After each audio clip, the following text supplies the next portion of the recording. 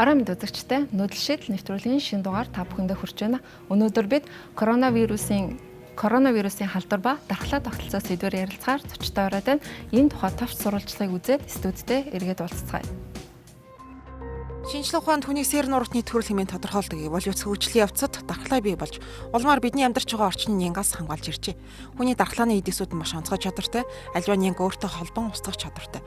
Гэхдээ амьдралын явцад буюу 40-аас дээш наснд дархлааны эсүүдийн тоо буурч ингэснээр ахмад насныхан аливаа өвчлөлд өртгөх нь амархан болдог юм. Гэвч иргэдийн хувьд хүний биеийн дархлаа сайн унтаж амрах, амин дэмээр баялаг хүнс хэрэглэхэд сайжирдаг гэж ойлгож байна. Хит их ядаргаанд орсон хит их ачаалтай ажил хийдэг хүмүүс бол дархлаа нь моддгүй л багч ядчих. Нэг хит орой бол нэг хит махтаа бол иддэггүй шүү дээ. Яг нь шим тэжээлтэй хоол, унд жимс, чацаргаан аарц ч юм уу уухыг л хичээдэг. Бидний хэлж заншснаар халуун арц чицэрхэн зэрэг дархлааг сайжруулах бус биеийн эрхийн үзүүлэлтийг сайжруулдаг гэж эмч тайлбарлалаа. Шинжлэх ухаан зөвхөн амин дэм хоол хүнсээр дархлааг бүрэн сайжруулж чадахгүй гэж үздэг боловч дархлаа буурах, муудах гэдэг үзэгдлийг эмч мэргэжилтнүүд мөн өөр тайлбарлаж байна. Харин хүн төрөлхтөн шинжлэх ухаанд вакциныг нээснээр хүнийг халдвар төвчөнд өртөхгүй байх, дархлааны ажиллагааг дэмжиж өгөх боломжийг бүртгэлжээ.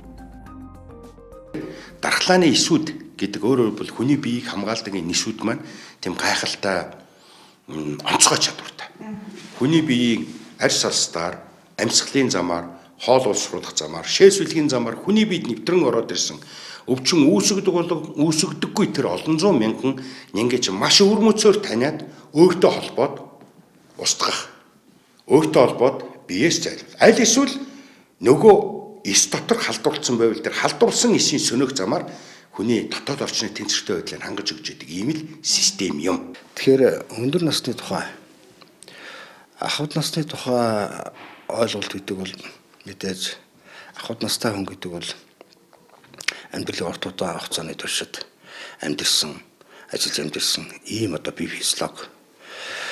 Тэгэхээр онцлогтой ахуйд настай хүн гэдэг бол хэдийгээр одоо өндөр настай хүн бол бусад хөдөлмөрийн насны залуучуудтай харьцуулах юм бол дархлаа болоод эрүүл мэндийн хувьд бол нэлээд асуудалтай болцсон явдаг үе.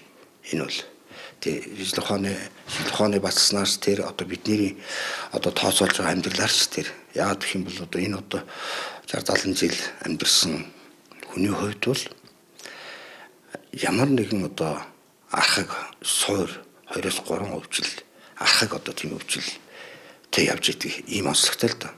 Яаж болох юм бэ гэхээр өдөгчийг хийж өгөөл нөгөө ишүүд нь олноороо үйлдвэрлэгдээ санамжийн эс өөрөөр бол memory cell гэж нэг бас нэг гайхалтай систем. Memory cell-ийг үүсгэх юм бол дараагийн удаадаа нөгөө өвчин үүсгэж вирус ч юм уу нян ороод ирэхэд нөгөө санамжийн эсүүд нь маш хурдан дараалан идэвхжиж олшрол түүнийг устгах гэсэн санаа байхгүй да.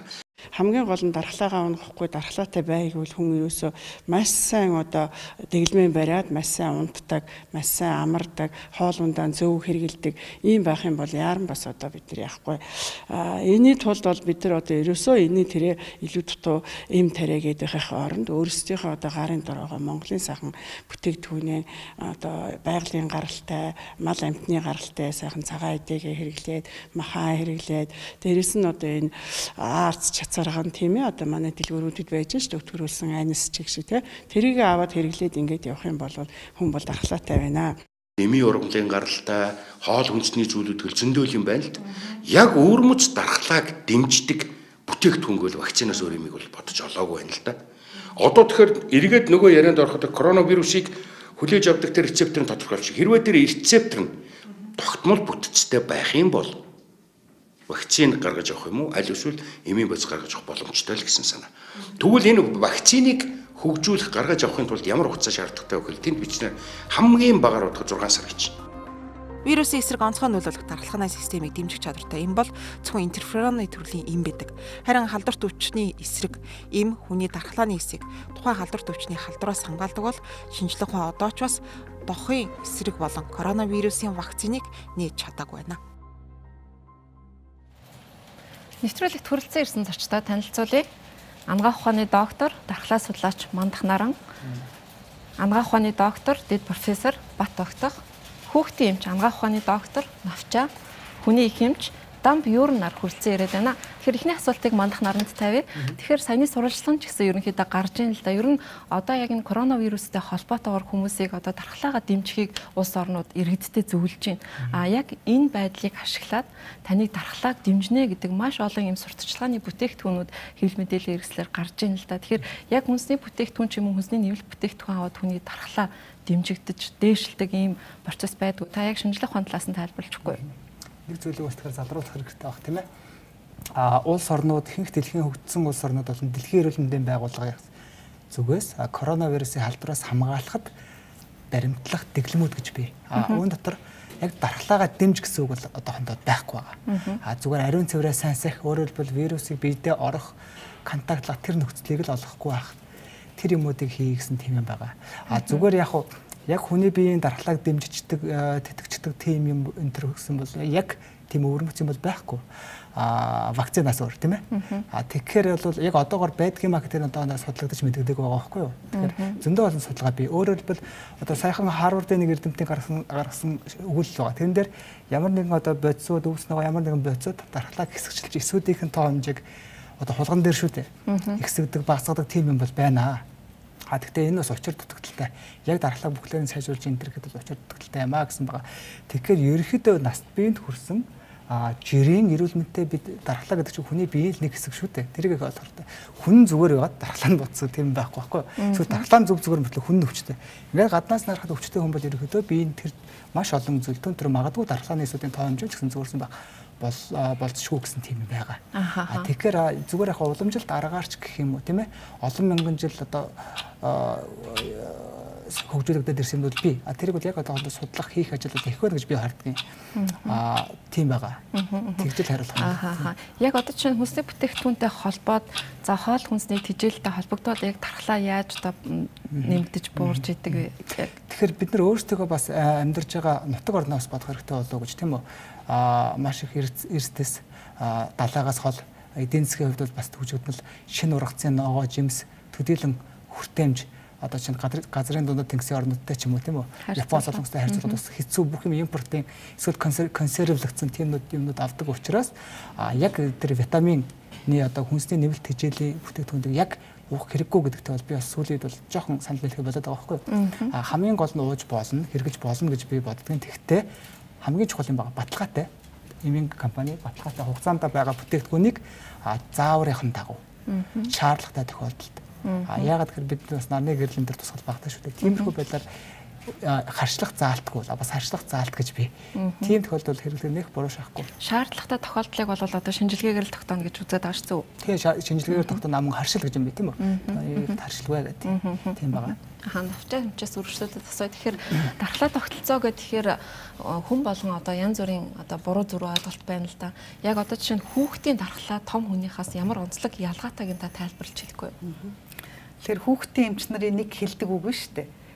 Ялах няраа хүүхд гэдэг бол жижигрүүлсэн том хүн биш. Өөрөөр хэлбэл одоо хэмжээгээрээ жижиг бусад бүх юм нь том хүнтэй адилхан бол биш байхгүй юу. Тэгэхээр жишээлбэл манай ээж аав нар сайн мэднэ. Эхний 3 сар няраа хүүхэд хар цагаан хардаг. Эсвэл юу гэдгийг хүүхэд ой хуржээж л хөлд орно, хэлд орно. Тэгэхээс төрөөд нэг юм уулгаад юм уу идүүлээд юм уу нэг юм дотор оруулж угаагаад юм уу сарын дараа хэлд орж сарын дараа хөлд орохгүй шүү дээ. Яг тэрнтэй адилхан бүх хэрэгтэн тогтолцоо нь хүүхдийн гүйцэд төгжөөг байдаг. Энэ дотор дархлаа тогтолцоо гүйцэд төгжөөг байна. Тийм учраас одоо том хүнтэй харьцуулбал илүү олон өвддөг. Энийг манай ээж аав нар сайн мэднэ. Тийм ч утгаараа хүмүүс ярьдаг штеп. Одоо ихийнхээ ачийг хариулсан хүн байхгүй гэд. Хэрвээ хүүхэд өвддөггүй л бол одоо ихийнхээ ачийг хариулах байх л да. Би л тэгж боддог штеп. Тийм. Тэгэхээр гүйцэд төгжөөгүй гэж одоо ерөнхий зарчмыг нь бол ойлгоно. Гэхдээ ангаах ухаанд сонин үзэгдлүүд бий. Одоо бас яг гүйцэд судлаагүй л гэж хэлнэ л дээ. Жишээлбэл яагаад салхин цэцэг, гахаан хавдар одоо юу гэдгийг улаан борхон код шүү дээ. Энүүгээр хүүхэд насанд 2-оос доош насанд хамгийн хөнгөн өвддөг юм бэ. Яагаад одоо 20, 30, 40, 50 хүрээд маш хүнд өвдөх вэ? Амь насаа алдах хэмжээнд одоо өвдөх вэ гэдгийг ч одоо ангаах ухаан судлаад бол олоогүй л шүү дээ. Гэтэл яг адилхан өнөөдрийн бидний ярьж байгаа COVID-19 байна. Хүүхдүүд маш цаа өвдөж байгаа. Одоогор бол нас барсан хүүхд байхгүй шүү дээ. Тийм.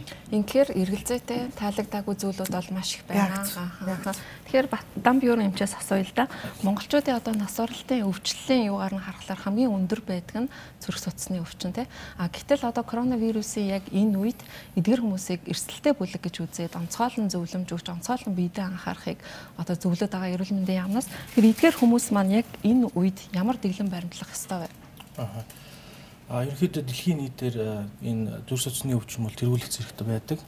Тэгээд яг энэ онцгой ковидын нөхцөлд зүрх судасны өвчин high risk буюу өндөр эрсдэл бүхий хүмүүс гэж үзээд ерөнхийдөө авч хэрэгжүүлж байгаа арга хэмжээ нь болохоор ерөнхийдөө тусгаарлах арга хэмжээг аваад байгаа өнөөдрийн байдлаар тийм.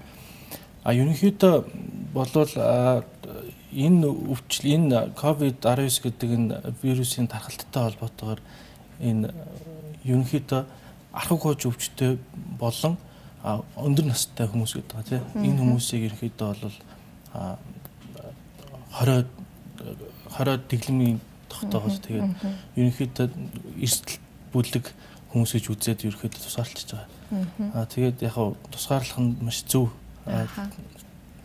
Одоо яг өдөр тутамдаач гэдэг юм уу яг ямар дэглэм баримтлах хэвтэй вэ? Яг үннийг хэлэхэд одоо жишээ нь монголчуудын дунд нийтлэг байдаг махаа сайн идэх хэрэгтэй, уламжлалт хоол хүнсээ сайн идэх гэх мэтчлийн юм зөвлөгөөнүүд харагдаад идэг шүү дээ.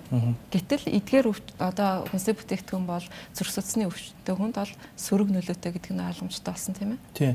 Яг зүрх судасны өвчин гэдгээ өөрөө яг энэ өвчнөр өвчлөж байгаа хүмүүс маань ерөнхийдөө тодорхой шалтгаанууд нь олон янз байдаг тийм. Нэгсэндээ энэ нийгмийн орчин хүрээлэл байна, стресс байна, амьдралын хэв маяг байна. Идэж байгаа хоол унднаас бас хамаарч байна. Өнгөрсөн одоо 2018 онд Дэлхийн эрүүл мэндийн байгууллагаас дэлхийн одоо 65 улсад антибиотик хэрэглээний судалгаа хийгдсэн байна. Тэгээ энэ 65 улсаас хамгийн өндөр антибиотикийн хэрэглээтэй нь Монгол улс байгаад байдаг. Яг энэ антибиотикийн өндөр хэрэглээ нь эргээд хүмүүсийн одоо энэ дархлаа ерөнхий эрүүл мэндэд сөргөөр нөлөөлж ийн гэдэг одоо шалтгааны тийм судалгаа байдаг болов. Нэггээр хийгдсэн бол олон тооны судалгаа байгаа. За тэгэхээр антибиотикийн хэрэглээг өнөөдөр вирусын халдварын үед ярих нь маш чухал. Тэгэхээр урд удны өөр сувгийн телевизүүдээс ярилцлага өгөхөд бичил биетэн гэж яриад байгаа бидний нүдэнд харагдахгүй өвчин ус халдварт өвчний шалтгаан болоод байгаа хүчин зүйл бол ганцхан бактери байдаггүй тий. Тэгэхээр бид нар нэршлийн өвчж бас зөв ярих нь яг гэхээр хүмүүс бүгдийг нь яриад байдаг ч юм уу эсвэл заримдаа бактерийг ойлгодог ч юм уу тий. Тэгэхээр тэр бичил биетэн гэдэг байгаа зүйл маань вирус байж болдог тий. Эсвэл бактери байж болдог. За шимэгч байж болдог, мөөгний шалтгаантай байж болно. Гэтэл ялангуяа одоо хамгийн ойрын жишээ хүмүүс амьдлын дээд замын халдварууд, амьдлын доод замын халдварууд өвлийн улиралд манай хүүхдийн сөрөөн уур амьсгалтай, хүүхдийн сөрөөний уур амьсгалаа дагаад хичээл сургууль цугладаг ийм үе болохоор амьдлын замын халдвар маш их энэгээр ярихад ойлгомжтой тийм. Гэтэл эмнэлзүүч эмч үзээд лабораторийн шинжилгээ хийгээгүй тохиолдолд энэ яг вирустэй инээ гэд хэлэх бас боломжгүй. Яа тэгэхээр зөвхөн амьдлын дээд замыг гэмтээдэг 200 орчим төрлийн вирусын хэв шинжүүд. Тэгэхээр ер нь насан турсан зүгээр дархлаа тогтолцоо хэвийн одоо хүн бол нэг жилд 4-5 удаа амьдлын дээд замын халдварт өртөх эрсдэлтэй зүгээр амьдралынхаа явц жилд шүү дээ. Хүүхэд бол энэс илүү түрүүн хэллээ тий. Тэгэхээр вирус амьдлын замын халдвар хүрээл одоо манайхан бол ханиад гэж яриад би ханиад хүрчлээгээд антибиотик дураараа авч хэрэглэдэг түгээмэл жишээ бол муу жишээтэй орны нэг л дээ. Яа тэгэхээр бактерийн халдварын үед л тэр нь одоо үр дүн өгнө. Эсвэл вирусын халдвар анхдагчаар амьслын дээд замыг гэмтээснээр амьслын дээд замд хэвийн үед байж идэг бактериуд байдаг. Тэр амьслын доод зам руу ороод ирэхээр ялангуяа хүүхдүүдэд хоёр дахь чор бактерийн халдвараар гүндрэх явдал байдаг. Энээс сэргийлэх нь сайн юм байна гэсэн сургамж авчдаг. Тэгээд энийг хэрэглэснээрээ заримдаа вирусын халдвар үед бол ямар ч вирусээс сэрэг нөлөө байхгүй. Угаасаа вирус эст бүтц байхгүй. Антибиотик гэдэг байгаа юмнууд маань бүгдээрээ бактерийн эсттэй бүтцтэй юмны аль нэг хэсэгт нөлөөлж байгаа. Тэгэхээр вирус байхгүй. Уулаа гэд бүдүүн нарийн гидсэнд байгаа хүний хэвийн бичил биетэн гэж хүний биед одоо ашигтай бичил биетнүүдийг устгаад ингэснээр дархлаа тогтолцоог сулруулдаг гэдэг бол олон тооны судалгааны ажлууд байгаа. Гэхдээ одоо хамгийн гол нь одоо бол монголчууд нэг үе бодол басан гэж зөвхөн эмчийн завраар л антибиотик хэрэглэж байгаа шүү дээ. Тэгтэл эмч бол нөгөө шинж тэмдгээр нь хараад ингээл антибиотик бичиж өгöd байгаа явдал одоо 90 хүний хувьд бол эмчийн бичиж өгснөөр л хүүхдэд антибиотик өгнө шүү дээ. Тэгэхээр за энийг бол юутай холбож тайлбарлах вэ гэхээр одоо эрүүл мэндийн тогтолцооны маань сул дорой байдлын л нэг жишээ. Яагаад тэгэхээр өндөр хөгжилтэй орнуудад бол одоо point of care тест гэж хэлдэг эмчийн ширээний дэргэд хийдэг хурдвчсан тестүүд их олон байна. Тэ одоо шинэ томог А, Б хүрээ юм уу ядаж Тийм үү? Зүгээр амтлын дээд замын вирустэй халдварын үед эмч болох шинж тэмдгийн эмчилгээ бичиж болно. Ер нь вирус халдварын үед вирусын эсрэг юм хэрэглэдэггүй шүү дээ. Вирус халдвар би оюутнуудаа хэлдэг юм. Аяндаа өөрөө идэгдэг юм. Хэрэг идгээдэг юм дархлаа тогтолцоо.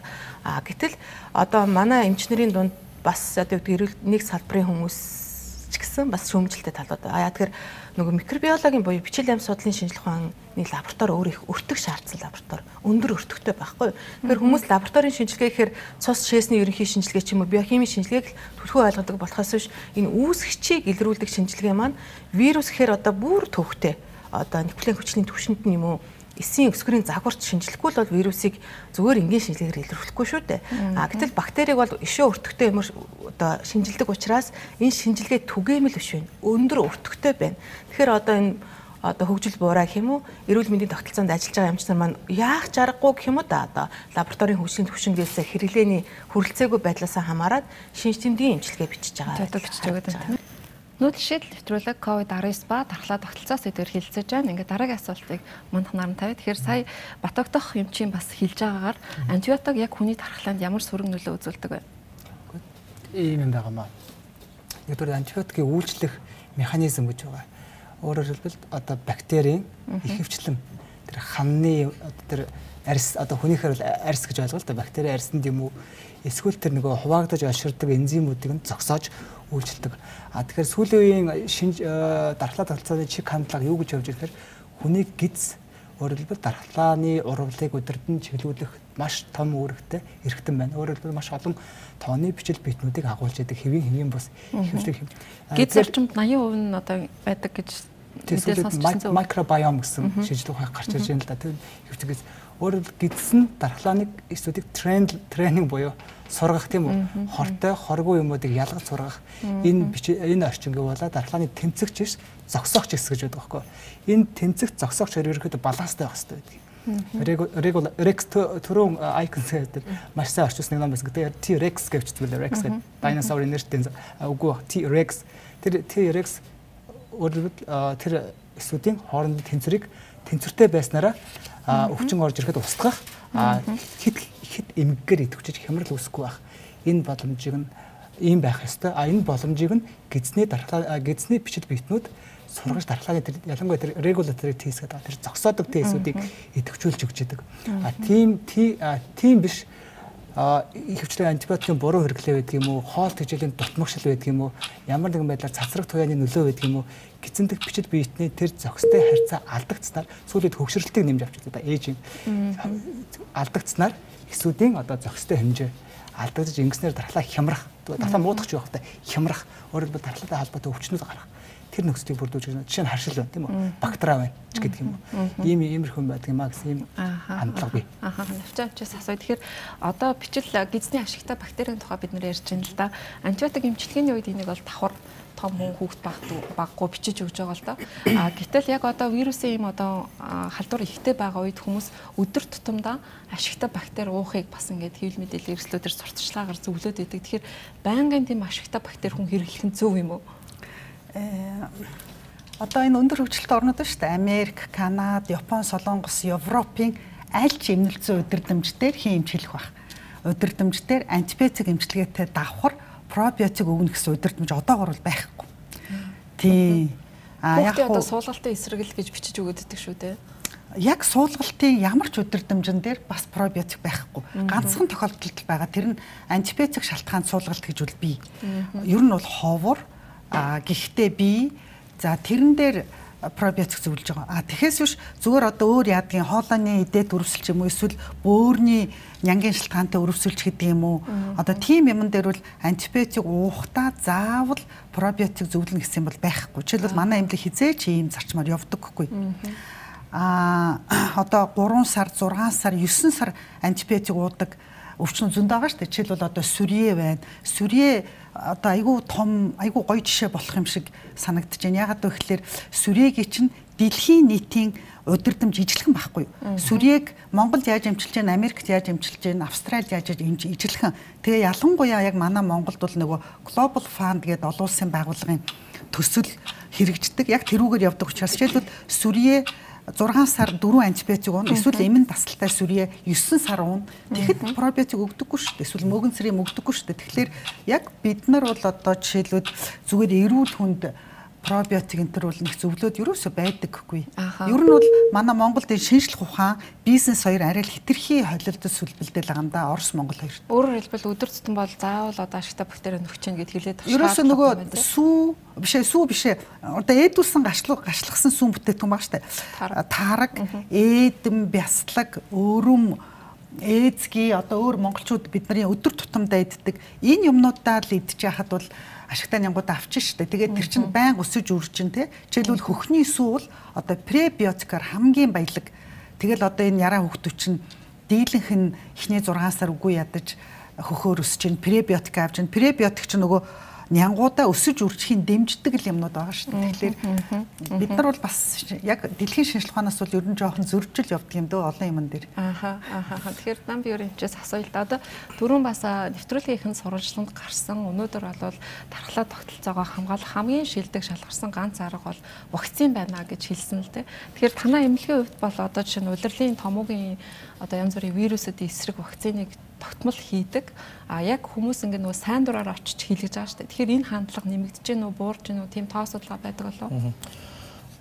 Ерөнхийдөө дархлааны эсрэг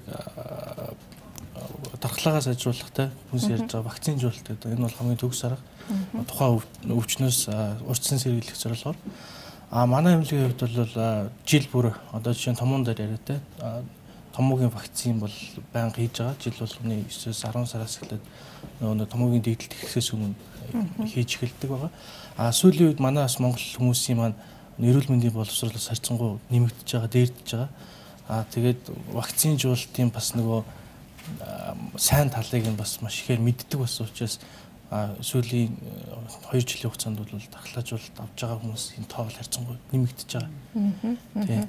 Одоо жишээ нь ингээд нөгөө хамгийн их дэгдэж байгаа хүрээний төрлийн томоогийн вирус хамгийн их Монголд дэгдээд байна. Сая сүүлд 1 сараас эхлээд жишээ нь эдгээр одоо жишээ нь вакциныг 10-11 сард хийлгэсэн хүмүүс одоо энэ ханиадыг тусчлаа ингээд вакцин хийлгээд нэмэр байсангүй гэдэг ийм коммент одоо саналлууд байгаад идэг шүү дээ. Эдгээр хүмүүс тандж та юу хэлэх вэ? Ер нь бол инфлюенза А болон Б хүрээний вирус бол зөнхлөн тохиолдож байгаа. Тэгээд хүмүүс маань энэ вакцин хийлгэснээр энэ ханиад хүрэхгүй гэж ойлгоод байдаг. Ханиад хүрэж байгаа нөгөө нэг одоо түрүүн хэлсэнчлэн нөгөө үүсгэгч нар маань ондоо байгаа шүү дээ. Вирусын ондоо. Энэ вакцин маань зөвхөн А болон Б буюу инфлюенза гэдэг вирусээс хамгаалж байгаа болохоос таныг одоо хөхүүл ханиад ч юм уу те. Тиймэрхүү вирусын эсрэг бол хамгаалахгүй. Нэгсэндээ энэ инфлюенза вирус маань өөрөө амьсгалын замын дээд талбарын нөгөө шинж тэмдгүүд нь илэрдэг. Цаашаа үргэлжлүүлээд одоо нөгөө амьсгалын доод зам буюу уушиг ингээд уушигны хатгалаа гэж өвчнөр хүндрүүлдэг. Одоо эрсдэл хүндрэл нь их хэсэж одоо энэ вирусээс болж нөгөө эндэгдэл их гардаг учраас яг энэс л сэргийлж байгаа юм. Энэ вирусээс яг одоо энэ вирусуудын эсрэг вакцин хийлгэсэн ч гэсэн өвчилж болно. Тэгтээ хүндрэхгүй зүг үү? Инфлюенза гэдэг энэ вирусынхаа хэсэг тэр вирусыг л бол тусахгүй. Гэхдээ ер нь бол энэ жил болгон шинжлэгдэж хийж байгаа энэ вирусын вакциныг энэ өөрөө тухайн жилд одоо өмнөх жилд жишээ нь одоо энэ 2019 онд хийсэн вакцин маань өөрөө 18 онд үүсгэсэн энэ инфлюенза энэ өөрөө вирус маань өөрөө жил болгон ингээд өөрчлөгдөж идэв. Тэрэн дээр үндэслэгдээд судлагдаад гарч ирж байгаа вакцин. Одоо 2-3 вирусын эсрэг вакцин хийлгэж байгаа. Тэгээд энэ вакцин маань өөрөө ерөнхийдөө бол таныг бол нэг 70-75% та хамгаална гэж байгаа. Тэгэхээр үлдэгдэл 25% ч юм уу те энд бол бас хамгаалахгүй байх тохиолдлууд байдаг. Тэгэхээр тухайн хүнийхээ өөрийнх нь бие махбод организмоос вирус одоо эмчилгээ судлаач хүний үед нэмэхэд л хүмүүс томоо гэдээ ярихаар томоогийн вирус ахгүй юу? Томоогийн вирус бол амьсгалын доод замыг гэмтээдэг. Өөрөөр хэлбэл одоо тэр сая түрүүн багш хэлээлэн л тань авчаагш хүүхдүүд яагаад өгдөггүй анхаг ковидын үед болохоор ямар рецепторт очиж холбогдох вэ? Тэр царсан баг байх ч юм өөр экзотик амьтны дунд яваад байгаа вирус яагаад хүнд шинэ өвчин үүсгэж байгаа юм бэ гэдэг чинь хүний рецепторт очиж холбогдох боломжтой болоод ирж байгаа байхгүй юу? Тэгэхээр насанд хүрсэн одоо хүнд эсийн ялгарын хөгжил сайтай байгаа рецептор илүү байна уу? Хүүхэд үед тэр арай weak буюу одоо сул хөгжилтэй байгаа рецепторт холбогддог байвал хүүхдэд өвчлөх нь багна. одоо судлаачийн үед ойлгомжтой тий. Тэгэхээр хин юм чи яриад байна. Хүмүүс яг энийг асуудаг тий томоогийн вакцин хийх нь зөв буруу юу. Тэгэхээр томоогийн вирусын хувьд өөрөө их том одоо дэлхийн түүхэнд хэд хэдэн сар тахал гаргаж исэн олон хүний амнаас авч явж исэн энэ вирус. Тэгэхээр энэ вирус нь жилийн жил одоо дэгддэг. Гэхдээ АБ хүрээгд чинь зүгээр том хүрээгээр нь ярьж байгаа байхгүй юу? Тэр хүрээ дотроо вирусын гадаргууд байгаа антигены бүтц нь HN гэдэг байгаа нь гадаргууд байгаа өрмөц гликопротеин гэдэг байгаа уургууд нь янз янз маш олон төрөл. Тэд нар янз янзын комбинацаар янз бүрийн хувилбарууд үүсгэж байна. Тэгэхээр тухайн жилд дэрдэх томоогийн вирусын хувилбар нь юу вэ гэдгийг таадаггүй. Зүгээр баримжаалдаг байхгүй. За тэгэхээр эх жил одоо тэгэхээр вирус судлаачдын хийдэг ажил дээр байхгүй тандалт судалгаа манай оронд ч хийж байгаа шүү дээ. Манай орны вирус судлалын лаборатори бол яг олон улсын шиг загвараар хийж байгаа. Хүмүүсийн донд эргэлзэж байгаа вирусын тэр шинжилгээ хийгээд за эх жил бол томоогийн сезон удирлын томоог үед за энэ хэв шинжүүд тарахын юм шиг ингээд прогноз хийгээд вакцин зохион бүтээдэг. Тэр таарч болно.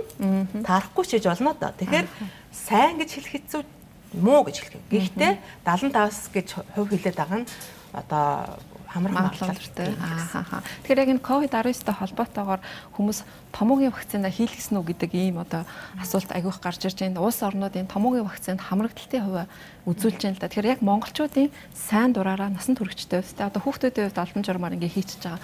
Яг одоо сайн дураараа хамрагдaltaй хувь хэд байд юм бэ? Томоогийн хувьд бол хүүхдүүдийн хувьд товлолт байхгүй. Одоо албан журмаар хийж байгаа гэж би бол бодохгүй. Одоо өнгөрсөн жил болоод цэцэрлэгийн насны хийсэн тийм.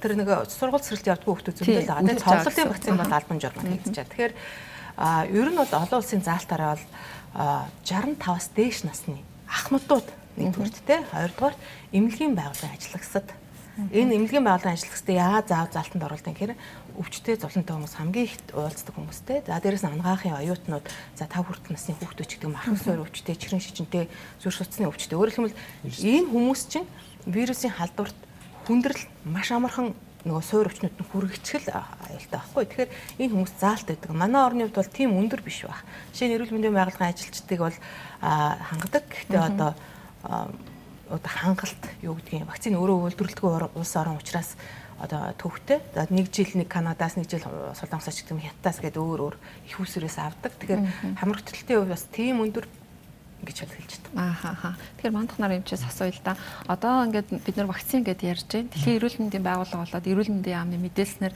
яг одоо гараад байгаа энэ шинэ коронавирусын эсрэг вакцин 12-оос 18 сарын дараа гарнаа гэж мэдэгдээд байгаа. Яагаад ийм урт хугацааг шаарддаг юм бол?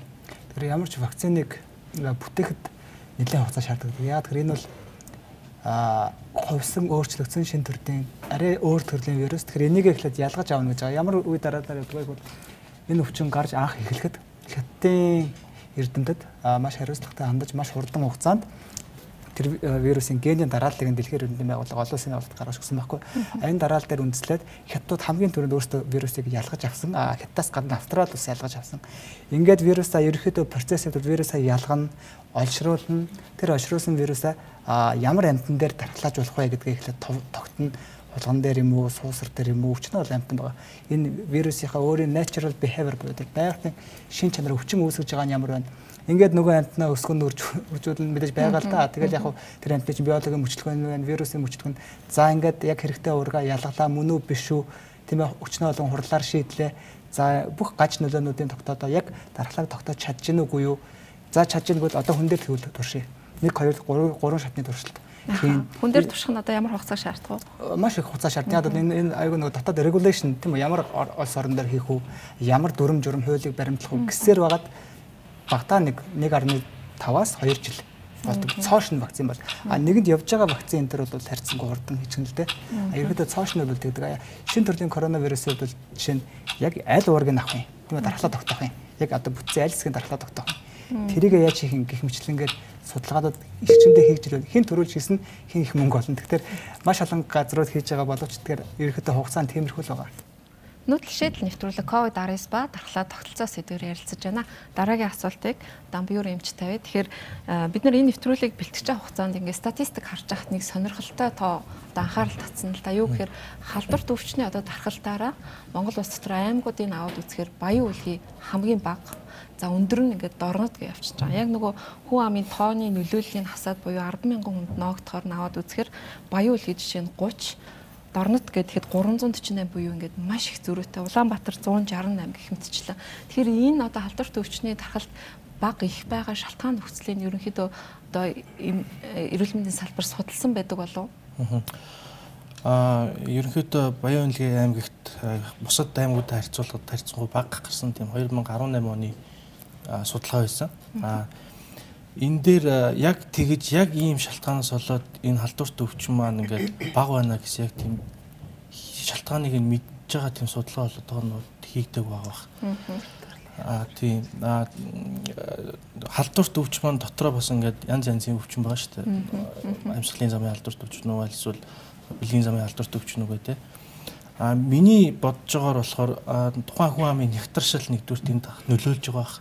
Хоёрдугаарт нөгөө хүн амын нөгөө шилжин явах тэр хөдөлгөөнөөс бас шалтгаалж байгаа хөдөө халдварт өвчин юм чинь тийм. Гуравдугаарт тухайн нөгөө манай Баян Үнэлгээ аймаг маань бас нэг өөрийн гэсэн онцлогтой шүү дээ. Нөгөө өв соёл югаараа ондоо байдаг учраас тиймэрхүү өвчин зүйлүүдээс магадгүй нөлөөлж байгаа байх. Яг тэрэн дээр бол манай зүгээс судалгаа хийх юм бол баг багхгүй. Тэр мэдээллийн хувьд бас яг тохиомжтой ижил загвараар явсан уу? Тэгээ бас аль халдварыг ярьж ин гэдгээсээ болно шүү дээ. Энэ бол халдварт өвчин тийм. Тэгээ нийт халдварт өвчнээ гэдэг л статистик байсан л шашнаасаа болоод тийм. Шашнаас болоо хатууч хэмтгэлэнтэйч гэдэг юм уу? Арай бага тохиолддог явдал. Би альцын замын халдварын үед хүн амын нэгтшил байгаа бах. Өнөөс биш юу гэдгийг арай өөр гэдэг юм бол. Тийм тэгээд тухайн судалгаа маань өөрөө нөгөө 10,000 хүн ам дунд гэсэн тийм судалгаагаар явагдсан байлаа. Тийм байлаа. Тийм. Тэгэхээр навчаанчаас асууя л да. Одоо нэг сар гараад бид нар чинь нөгөө ханаа томооны халдвар маш өндөр болоод сургууль цэцрийг завсарлуулад байж тал COVID-19 гэдэг ингээд хөл хорой үргэлжилжлээ л дээ. Тэгээд одоо жишээ нөгөө нэг амбулаторийн үйлчлэгийн нийт хувь нь 15% чинь томоо төс төвчин хүргэлээр онц байдал зарлаад хөл хорой тогтоодог. Ерөнхийдөө 13, 14 гээд маш өндөр үзүүлэлттэй байжгаад өнөөдрийн байдлаар Улаанбаатар жишээ нь ихэд 6, 7 орчимтой болсон байна. Өөрөөр хэлбэл хөл хорой тогтоосноор улирлын чанартай томоогийн халдварууд ч гэсэн буурсан байна л да. Энэ нь яг монголчуудын дархлаа гэхээсээ илүү ариун цэвэртэй илүү холбоотой гэж тайлбарлаж болох уу? Тийм яг энэ ч нөгөө бөөнөрөө овоорлолтж ижил өвддөг өвчнүүд шүү дээ, амьсгалын замын өвчин. Тэгэхээр Монгол орны хувьд 12, 1, 2 дугаар сард ч нөгөө хаалга цонхоо онгойлж чадахгүй. Тэгээ яг сургууль цэцэрлэгүүд чинь ингээд яг бөөнөрөө нэг ангид 30 хэд, 40 хэд, 50 хэдэн хүүхэд ороод нэг ч цонх хаалга онгойлох боломжгүй шүү дээ. Гадаа хасах 40 байхад тэр үед л энэ амьсгалын замын өвчнүүд дэгдэж байгаа шүү дээ. Тэгэхээр эдийн засгаа бодоод 12, 1, 2 сард ингээд таг хамаг ямаа хаагаас сууцгаах юм уу? Эсвэл тэгэл вакцин юмаа хийгээд зөв оншилж имжлээд зөв оншилж имжлээд урьдсан сэргийлээд байдгаараа яваад энэ үр хүүхдүүд нь эрдэм номдоо сураад шалгалт чүүлгээ өгөөд ингээ явцгаах юм уу гэдэг л асуудал байна л да миний харж байгаагаар бол. Түрүүн бас Дамбиур юм чи хэлж байгаа Баян Үнэлгээ тэр халдварт өвчний нөхцөл байдал бага байгаа нь хүн амын сэрэг юутай холбоотой гэж магадгүй нэг шалтгаан нь байх бах. Би бол их л олон шалтгаан байгаа болов уу гэж бодож байна. Нэг хоёрхан биш байх. Нэг нь магадгүй тэр сэрэг байж тум магадгүй. Монгол улсын хувьд бол жишээ нь энэ COVID-19-с сэрэмжлээд олон шатны арга хэмжээ авч байна. Хөл хоройг бол бараг л бусад улсуудаас хамгийн их аваад шүү дээ. Тэгээд энэний бас гол шалтгаан Улаанбаатарт хит төвлөрөл байгаатай холбоотой аюул нүрлээд байна гэж ойлгоод байгаа зөв. Би бол нэг тэгж ойлгохгүй байгаа. Яг нь ер нь бол би бол нөгөө вирус судлаач акцемч Нямдаваагийн яриаг сонсоод тэр хүний л ярьсан хэлснээр л би бол өнөөдөр хүртэл явж байгаа энэ COVID-19 дээр Нямдаваа акцемч хэлэхдээ бол нөгөө Ухаан, Улаанбаатарч гэдэг юм уу тийм нислэг ерөөсөй байхгүй. Гэтэл дэлхийн том хотууд чинь Ухаанаас тэр одоо Парис юу байдгийг, Нью-Йорк ингээ явахлаач өдрийн хэдэн 10 нислэг байдгийн бэ те. Тэгээд нэг онгоцонд чинь 7-800-аад хүмүүс дандаа том онгоц, зүгээр манай мятын жижиг онгоц биш шүү дээ. Тэр чинь бол дандаа зөөврлөж аваачиж байна гэх. Тэгээд тэр Английн том их сургуулийн одоо тархур зүйчид, эпидемиологчид судлаад дэлхийн 30 улс том хотуудын өндөр эрсдэлтэйг л гарахад Монгол бол байхгүй л байгаа шүү дээ. Тэгээд нямдаваагаан тайлбарлаж байгаагаар бол нөгөө шууд нислэг байхгүй. Яг голомт ч юм бол ухаан шүү дээ. Яг хятадд л да мэдээж. Гэхдээ одоо жишээлбэл Иранаас Монголд шууд нислэг байхгүй ч гэдэг юм уу. Эсвэл Парис, Улаанбаатар гэсэн шууд нислэг байхгүй. Тийшээгээ явдаг, дамжиж явна. Тэгээд бүр ингээ хэдэн 100-аараа, хэдэн 1000-аараа тийм хөдөлгөөн байхгүй учраас манай Монгол бол баг одоо эрсдэлтэй орон юм а гэж нямдаваагаа ярьж байгаа. Би бол одоо нямдаваагаа хэлсэн ярьсан болгонд л итгэдэг ийм л хүн. Тэгэхээр батгах энэчээс асууя л да. Яг одоо Дэлхийн эрүүл мэндийн байгууллага болоод манай эрүүл мэндийн яамны өдөр болгоны 11 цагийн хурлаар гол хэлээд байгаа зүйл бол энэ шинэ коронавирус бол томуу биш юм а гэж хэлээд байгаа. Яг энэ вирусын одоо яг гүйц судлагдаж дуусаагүй байгаа ч гэсэн одоогийн байдлаар судлагдсан байгаа онцлог шинжүүдийн тайлбар. Коронавирусын 1960-ад оноос анх одоо судалж эхэлсэн. За коронавирус өөрөө коронавиридэ гэх том язгуур байгаа. Тэр дотроо орто коронавиридэ, торовиридэ гэдээ бас хуваагдаж байгаа. Тэрэн дотроо одоо альфа, бета, гамма, дельта гэсэн бас бүлгүүдэд хуваагдаж байгаа. Тэр альфа, бета гэдэг хэсгүүд нь болохоор сарсан могоо популяцтаас нэлээд эргэлддэг те. За нөгөөдүүл нь болохоор далайн амьтд ч юм уу бусад хүүхдэн амьтдуудад дунд байдгаа гэж байна. За хүн төрөлхтний хувьд болохоор улирлын томооны одоо тэр амлын дээд замын халдвар үүсгэж байгаа сая хэлээд штэ вакцин хийгээд яага зарим нүдэд ангидах нь хүмүүсийн дунд эргэлж идэг коронагийн халдвар байхыг бас үгүйсэхгүй. Гэхдээ хүн төрөлхтөнд пандеми хэлбэрээр цар тахлын хэмжээнд тархсан аюул занал учруулаад 21-р зуун гараад 3 төрлийн вирус байна. За нэг нь эхнийх нь 2002 онд гэсэн SARS 1 те. За ер нь COVID-19-ийг SARS 2 ч гэж зарим одоо пепрүүдээр бичиж байна. Энэ жил дэгтлээ. За дунд нь 2012 онд MERS буюу газар дундын тэнгисийн одоо амлын замын алдар төвчний вирус гэсэн товчлоор MERS гэдэг энэ гуруула коронавирусын бүлэгт багтж байгаа. За гуруулаар сасан багвахын популяцийн дунд эргэлддэг вирусээс гарал үүсэлтэй байна гэдэг. За энэ шинийг ч гэсэн маш магадлал өндөр байна гэж ярьж байгаа. За эхлээд одоо юунууд бол голдуу одоо ил бэнхч гэдэг юм уу те өөр завсрын амьтад нь бол өөр байсан бол MERS-ийн хувьд бол тэмээ байсан завсрын амьтад нь. За энэ удаагийн завсрын эзэн хэн бэ вэ? Өөрөлдөн сарсан багвахын популяцийн дунд эргэлдээд байгаа тэр вирусыг хүнд дамжуулаад завсрын 3 одоо 2 дахь дунд нь байгаа нь хэн бэ вэ гэдэг одоогоор тогтоогоогүй байна. Тэгээ уухаанд яагаад дэгдэд анхэр тэр хамгийн экзотик буюу тэр байгалийн зэрлэг амьтдыг агнуурын одоо махан бүтээгдэхүүн одоо юу гэдгийг тийм ээ тиймэрхүү юм зарсан хүнсийн цахаас үүдэлтэйг даа шүү дээ. Тэгэхээр одоо энэ маш магадлал өндөр яг эзэн биеийг олоогүй. За судлагдахын хувьд бол гуруула ижил төстэй юм байна. Гений нуклеин хүчийн дарааллыг үзэхээр маш төстэй. За ялангуяа энэ шин дэгдэж байгаа COVID-19 болон анхны дэгдсэн SARS 1-2-ыг адилхан рецепторт холбогддог юм байна. Ангиотензин конвертин энзим гэдэг юм холбогддог юм байна. За MERS-ийн хувьд болохоор CD26 гэдэг бол арай өөр. Тэгэхээр гэмтэй хийсэн өөр байх нь тий. Тэгэхээр энэ рецепторт холбогдсноороо амслын замын хүчээр үүдэх шууд гэмтэх нөлөөтэй буюу амслын доод замыг түгээмлэр шууд гэмтэж байгаа учраас ууршихны үйл ажиллагаа л алдагдаж байгаа. Энэ вирус аа. За тэгэхээр бүгдээрээ давхар гинжтэй эрийнхээ агуулсан вирус гадуураа давхар бүрхүүлтэй вирус гэдэг нөөц төсний молекул баг зэрэг байгаа юм гэсэн. Тэгээ яагаад гараа угаа гэдэг чинь спиртэн сортой гар халдвар гүйцэтгэгч яагаад хэрэглэгээд байгаа юм. Тэгээ энэ бол одоо гараа сандаж угаах боломжгүй үед болохоор ингээ спиртэн сортой гар халдвар гүйцэтгэгч 30 секунд үрэх юм бол одоо тэр гарт наалтсан одоо хүний гар чинь хамгийн их юм 30 секунд үрэх хэрэгтэй юм. Үрэх ёстой. Спиртэн сортой гар халдвар гүйцэтгэгч хүмүүс ингээ түрхээд байгаа байхгүй юу? Ер нь эмнэлгийн заалтаар бол үрэх ёстой энэ бүх урууны гадаргуунуудаар. Тэгээ боломж байгаа бол зүгээр л энгийн шингэн савгаар самдаал угаа. Заавал спиртээр хүмүүс бол самдаж угааснаа гадуурн түрхэж энэ бол хэрэггүй те. Гараа угаах боломжгүй байгаа үед спиртэн сортой гар халдвар гүйцэтгэгчийг хэрэглээч. Дараагийн нэг юм бол гэр орноо цэвэрлэх. Хүнээс тэр амлын замаар буцаад вирус буцаад амлын замаар гарна тий. Тэгээ ярьж яах, таниаж надаач бүр гоцсон. Тэгтээ 1-2 м дотроо бол туслын халдвар гэж бид нар ярьдаг байхгүй юу? Эмчнэр агаарцал ингэ нийлүүл яриад. Туслын халдварыг бид нар энэ хатуу гадаргуудах юм аа. Халдваргүйжүүлэх бодисоор спиртээр арчхан чухал байхгүй юу? Агаарт нэгэн тархсан аэрозол 5 микроноос доош юм агаарын халдвар гэж үзэж байгаа бол салхивчаал нэ. Агаарын солилцоол хий өөр ямар ч арга байхгүй. Эмнэлгийн орчинд яг тийм халдвартай ажиллаж байгаа биологийн одоо шингэн цацарж байгаа вирус ялгаруулж байгаа тэр хүнтэй ажиллаж байгаа хүн бол N95 буюу агаарыг бүрэн хаасан шүүх чадвартай маск зүүн тий.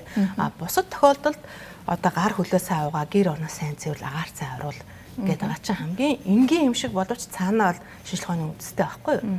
Туслын буюу цацраад байгаа юмнуудыг сайн цэвэрлэх. Тэгэхээр мандах нарын эмчс дараагийн асуултыг тавья.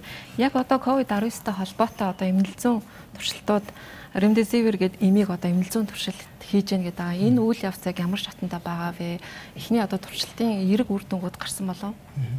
Энэ ремдесивир гэдэг эм нь өөрөө урьдчилан продраг гэдэг. Яг юм биш л те. Им болохын тулд батлуулах хэрэгтэй. Тодорхой комиссар батлуулахын тулд туршилтанд орох хэрэгтэй. Тэгээд туршилтанд орж явж байгаа байхгүй. Америк нэгдсэн улсын Gilead Science гэдэг том эм үйлдвэрлэгч авраг компани байдаг. Тэрний Эбола вирусын эсрэг бүтээж исэн юм байна. Яг тэгвэл Эбола вирус тэр ковид энэ тэр ерхий бүтцэн ойролцоо гэж. Тэгэхээр яг ремдесивир гэдэг эмээ өөртөө тэр юу гэхээр нуклеид дархлаатай ямар ч холбоогүй. Тэр вирусын нуклеозидын аналог гэдэг байгаа байхгүй. Өөрөөр хэлбэл тэр вирусыг олчруулдаг удамшийн генетик материал нь олчруулдаг энзим бодис байгаа. Одоо хүнээр 100 гэсэн үг л дээ. 100 руу түл шижиж тэр чинь асч олчруулдаг. Түлштэй адилхан шатдаггүй юм хийжгээд бүглэж байгаа байхгүй тэр эмээр санаа нь бол. Тэгэхээр дархлаатай нь бол холбогдсон юм. Үгүй зөвхөн вирусынхаа тэр РНХ хамааралд РНХ полимераз энзимийг тэр энзим ажиллахын тулд 3 фосфорт аденин гэж жижиг бодисыг авч шатааж энерги гаргадаг юм ямар ч юм. Тэрийг нь ойролцоо холбогддог хэсэг нь ойролцоо. Тэгтээ тэрийг гацаадаг тийм бодис байхгүй юу? Ер нь санаа. Тийм. Тэгээ би яг хуу ерөөхдөө одоо эмнэлзүүн туршилт 2 сарын за би он сарын яг 1 сарын 26 болоо 2 сарын 26 он сарын би тодорхойг санахгүй байна. Хятад улс цөөн тооны өвчтөн дээр эхлүүлсэн Америк нэгдсэн улс дэлхийн эрүүл мэндийн байгууллага бүгднээ Хятад улсын шинжилгээ ухааны академи хамтраад хэвлэлийн баг гурал хийгээд дэлхийн нийтээр зарлаад ингээ эхлүүлсэн. Одоо ягаар энэний туршилтын үр дүнгууд бол цаана хийгдэж байгаа. Арайхан зарлаагүй байна. Одоо олон нийтийн мэдээлэл хэрэгсээр үр дүн ийм тийм байх гэж зарлаад эхлүүлээд арай тодорхой баг тийм болчлоо болсонгүй ч тийм үү. Ер нь яг би цагийг болж байна. Ерөнхийдөө энэ цаг нэг юм хэл чи гэж бодож байна л да. Бид нар одоо энэ цар тахал ийм өвчин гарлаа тийм ээ. Энээс бид нар улсын хувьд юу сурах хэрэгтэй вэ? Улс орны хувьд тийм ээ. Хувь хүний хувьд юу сурах хэрэгтэй гэдэг. Одоо бодгол асуудал. Яг бол бид нар hot spot буюу энэ өвчин дахин гараад байгаа бүс нутгийн дахин гараад байгаа бүс нутгийн яг хажууд нь байгаа. Иймээс яг манай улс бол томоогийн цар тахлын бэлэн байдлын тийм арга хэмжээ гэж байдаг. Тэрийгээ дагаад мөрдөө тэрийгээ бол яг холбогдох улс орныхоо төвшөнд сайжруулах явах. Хувь хүнийхээ юунд зарим нэг хэсэг бас арай л тохир байлаа штэ. Шүлсэн нуцраны ч гэдэг юм. Тийм өөрөөр хэлбэл 1990 оноос өмнө Орос зөвлөлтийн эрдэмтэн багш нар, Зүүн Европын эрдэмтэн багш нар маш их юм сургасан. Манай аав ээж нарыг тийм ээ. Тэр байдал жоохон унаад ийм бохир байвал халдвар төвчөнд өртөх хэрэгтэй зөвхөн ковид биш гэзний халдвар суулгах гэх юм чинь. Одоо бид нар энэ олж авсан туршлагаа цаашдаа аягүй зөвхөн хувийн ахуй ариун цэвэр ч юм уу тийм үү нийгмээр амьдрахад гэж юм дэмийг бол хувь хүнийхээ төвшөнд эхлээд мөрддөг болох хэрэгтэй юм шиг санагдаад байгаа. Тэгэхээр навчаамчаас өргөжлөдөд тасуу. Яг одоо хүүхд багчууд бол хөл хорионд гэртээ. За гэртээ ингээд байх нь одоо өвчнөөс тусгаарлагдж байгаа эрэг талтай боловч эцэг хараа хяналт сулраач ч юм уу аав ээж ингээ ажилдаа яваад хүүхдүүд маань зурагт утасны хамааралтай ингээд болчдөг. Өөрөөр хэлбэл хөдөлгөөний дутагдалд орох эрсдэлтэй байдаг. Хөдөлгөөний дутагдалд орох нь эргээд нөгөө дархлаанд нь бас төргөөр нөлөөлж идэг. За одоо ингээ хаврын улирал болж гин дахиад ингээ ханаа томооны дэглэлтийн үе эхэлнэ л дээ. Тэгэхээр та аав ээжүүд ч юм уу зөвлөж юу гэж хэлэх вэ? Нөгөө олон хөнгүү газраар одоо унаа машинтай улсууд бол машиндаа суугаад ойрхон энэ одоо нүхт байж гэдэг юм уу Sky Resort таацсан байгаа л да би мэдж байгаа. Гэхдээ би тэр нөө уулыг хэлээд байгаа байхгүй юу? Одоо уул гэдэг нь юу гэдгийг нүхт рүү явж болно, богдууд руу гарч болно, тэрэлж рүү явж болно. Заавал нөгөө би юу хэлээгүй штэ. Камп нөгөө зочид буудал гулгадаг газрыг хэлээгүй штэ. Нөхөөрхөн жижигхэн аман дээр очил монголчууд ч юм бол одоо бусад газраас юугаараа айгүй давуу талтай вэ гэхэлэр хаач очиод гэрээ бариад маллаад гулгаад тэндээ одоо гүйж хараагаад ах боломжтой. Бусад газар бол үгүй эн чинь миний эзэмшилгээл оруулахчгүй угаасаа орохын ч арга байхгүй хашаатай. А манай монголчин бол дуртай газраараа аялаад яваал майхнаа барил яг тэрнтэй адилхан олон хүн байхгүй. Тэгэд нөхөөрхөн 2 айл 3 айл нийлж аваал нэг 10 орчим хүн нийлж аваал 2 машинда 3 машинда хуваагдаж аваал тэгэл энэ ойрхон газар очиод гулгаал тоглоол хөөцөлдөөл одоо энэ цасанд одоо энэ улирлд яаж л тоглож болмоор энэ тэр хөдөлгөөнөө бол би үргэлжлүүлэн хийгээсэй л гэж бодож байгаа. Гэртээ ч гэсэн дасгал хийх хэрэгтэй. Гэртээ дасгал хийж болно. Гэхдээ яг үгүй манайхан чинь бас амьдралын нөхцөл болцсон хэцүү шүү дээ. Ихэнх Улаанбаатар дэлгэд тал нь гэр хороололд амьдарч ин тэгэл одоо бид нар чинь 40-50 хүртлээ ээж аавхан гэрээс ч гардаг уус. Тэгэхээр одоо гэртээ дасгал хөдөлгөөн хийгээд байгаараа ихлээр тийм практикийн бишэл сонсогдох байх. А боломжтой айлууд бол мэдээж байгаа гэхдээ цөөхөн байх. А дийлэнх нь бол ингээд гараад ойрхондоо гараад явчихад бол тэр чинь бол хориог л байгаа шүү дээ улсаас ерөөсөө. Төр засгаас хориог л байгаа. Тэгэхээр дамби өрөө хэмжээс асуудаа. Одоо чинь яг энэ улирлын томоогийн ч юм уу те одоо товлолт ч гэдэг юм уу вакцинуудыг хизээ хийх вэ гэдэг дээр хүмүүс янз янзын мэдээлэлтэй байгаад байдаг л да. Одоо чинь яг ханаа томооны улирал эхлэхээс өмнө буюу 9-10 сард нэг хэсэг нь хийлгэхийг зөвлөд байдаг. Шинэ вакцинууд бол тухайн үед гарч ирээд ах шиг байгаа. Гэтэл зарим эмчнэр бол хавар 3-4 сард хийлгэснээр дархлаа зуны турш сайн тогтоод ингэдэг гэдэг ийм ялгаатай ойлголтууд байгааддаг. Энэ дээр та ямар зөвлөмж өгөх вэ? Манай эмнэлгийн зүгээс ер нь ихэнх эмчнэр санал нэгдэх бах. Ер нь бол ханиад томоогийн улирал намар эхлээд угаасаа томууд дээр жишээ нь авчлсан бол томоогийн 2 үе өгдөг те. Эхний үе нь одоо юу гэдэг 10-11 сард, нөгөө үе нь цагаан сарын үе буюу 2-3 сард ингэж давалгалж явж идэг. Хавар басна гэдэг те. Тий.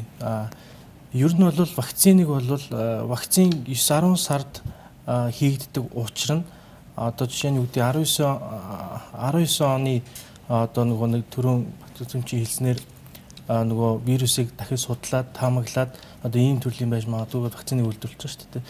Тэр маань л ерөөсөө 19 онд 20 онд дэгдэх 19-20 онд дэгдэх магадaltaй учраас тэр вакциныг хийж байгаа. Дэгдэхээс өмнө. Хавар вакцинжуулалт гэдэг юм бол бараг байхгүй. Яг тэгэхээр жишээний томон дээр яриад байгаа шүү дээ. Тэрнээс товлолт өгсөн юм бол энэ төр хавар бол тэр вакцинжуулалтад нэг одоо өнгөрсөн хуучин вакцин хийх болчиход байна шүү дээ. Зөв хавар хийн гэхээр тий ерөнхийдөө шулуухан хэлэхэд бол тийм.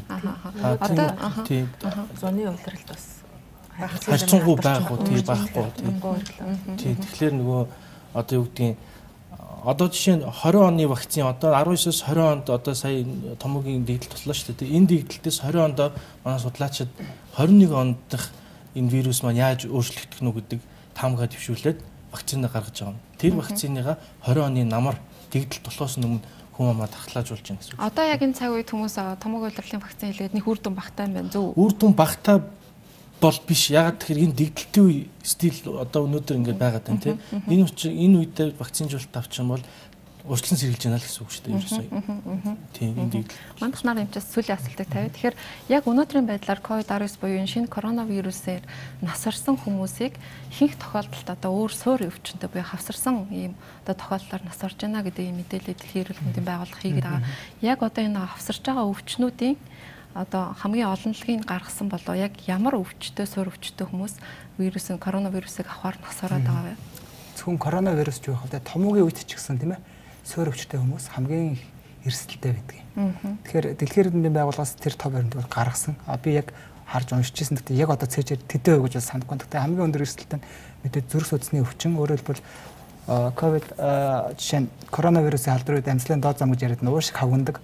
Уушиг хавгнахад зүрх чинь нөгөө ядарсан өвчтэй зүрх чинь тэрийг ирэх цусыг хүчтэй эргүүлэхэд улам их ядарна гэдэг юм уу тийм үү. Тэгээ амьслын замын өвчтэй багтардаг байдаг нөгөө уушигны займаа нарийсдаг тэр өвчин. Тэгээ бодисын сэлцээ буюу чихрийн шижин өвчин. Өөрөөр хэлбэл чихрийн шижин өвчин бие махбод маш их сулруулсан байдаг л та судсуудыг гэмтэж. За тэгээд жирэмсэгчүүдийг анхаарах хэрэгтэй гэсэн байгаа. Өндөр наснуудыг анхаарах хэрэгтэй байсан. Ер нь насжилт гэдэг нь яг биологи юм боловч бас айгүй олон өвчний эрсдэл хүчин зүйл гэж болоод байгаа байхгүй. Тэгэхээр зөвхөн яг одоо ковид гэдэл яриад байгаагаас биш томоогийн төвч гэсэн инфлюенза буюу томоогийн ч гэсэн яг л адилхан. Зүрх судасны өвчтэй амьсан зав ийм байдаг. Тийм байна. 65-аас дээш насныхныг вакцинжуулах шаардлагатай гэдэг бол Америкийн нэгдсэн улсууд дээр бол тэгдэг шүү. Тэгэхээр манайд л настангуудаа вакциныг сайн дураар нь одоо хамруулж чадахгүй байна л да. Ер нь бол уучлаарай. Тэгэхээр одоо 3 юм бидэрт байна шүү дээ тий. Нэгдүгээрт нь хамрын ханиад гэж байгаа. Ерөнхийдөө одоо базаад хэлчих те. Хамрын ханиад одоо маш олон коронавирус өөр аман коронавирус ханиад шүүхнэ гэж яадаг томоо гэж өвчин байна. Энэ бол одоо чинь сая ковид өвчнийг гартал хамгийн аюултай өвчин тооцогч байлаа л да. Тийм учраас вакцины өмнө хийсэн гэдэг. Тэгээд дараа нь сая юу гараад ирвэгээр 2002-оос 2003 оны SARS гэж гарч ирсэн. Одоо энэ коронавирус ковид гэж гарч ирсэн. Ийм уран юм байгаа гэдгээс ялгаж салгаж ойлгох хэрэгтэй байхгүй. Энэ хоёр нь бол айгүй аюултай. Гэхдээ хамрын ханиад нь харьцан буугаа айгүй. Ханиад томоо гэж яриад байгаа. Ханиад нь тусдаа, томоо нь тусдаа. Тэгээд дээрэс нь коронавирус. Ханиадны вакцин гэж өнөөдөр ангаах байна. Тэрийг л ойлгох. За баярлалаа. Тэгэхээр нүүдэлшил нэвтрүүлэг өнөөдөр коронавирус ба дархлаа тогтолцоо сэдвээр ярилцлаа. Тэгэхээр хамгийн түрүүнд ямар ч байсан эрсдэл бүлэгт байгаа хүмүүс маань вакцинд одоо бас хамрагдах юм шаардлагатай байгааг мэргэжлийн хүмүүс маань онцолж байна. Баярлалаа.